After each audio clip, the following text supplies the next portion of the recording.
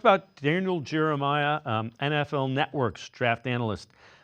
His recent mock draft, released late last night, had the Browns going with Cam Ward, number 2. Here's his rationale for it.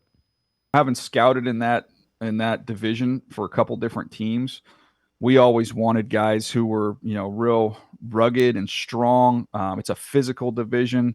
You're going to play in wind and weather as you go throughout the season. Arm strength matters a little bit more there. It's look. I'm not saying that Shador can't play there. He could fit in the system for sure. And if they went in that direction, that wouldn't totally blindside me or shock me.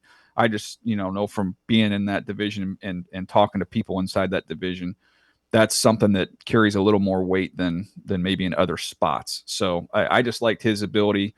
If you look at Baker, and I know I obviously went sideways there at the end, but even though Baker wasn't a really big guy, I thought his arm played really, really well there. And there were some ups and some downs, but I didn't think that was an issue there at all. And I think there is some of that.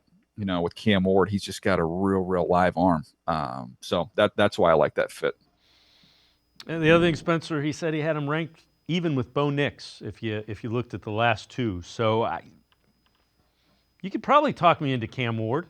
The one thing is, they got to feel good about it. At 2, you got to get somebody who's going to impact you. And I keep going back to Garrett was number 1, Ward was number 4. You get a guy like that. You got to get a guy like that at 2.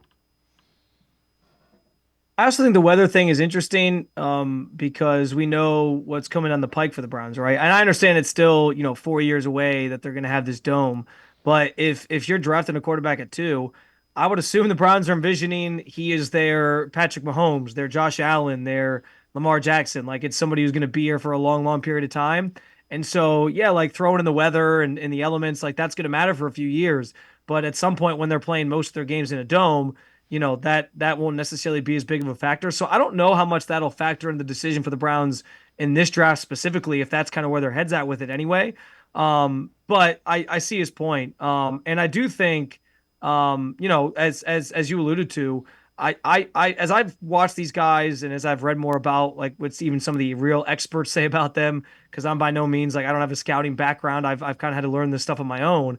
I do think like Cam Ward probably has like the higher upside in terms of like what he brings to the table, and a lot of that is just his arm talent. So, from a prospect standpoint, like I'm probably more excited about Cam Ward and the potential for him to do it at the next level and become great.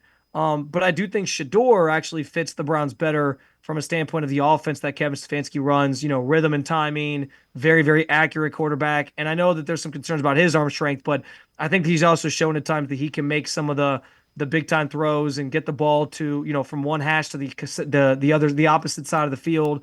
So I'm not as worried about that, but yeah, I think like if you're talking about either of these guys, to your point, like the Browns have to figure out which one they like better or which one they really love and they think is going to be the next big thing. And whoever that is, you take them at 2 if you find that to be how you feel about them and how you evaluate them.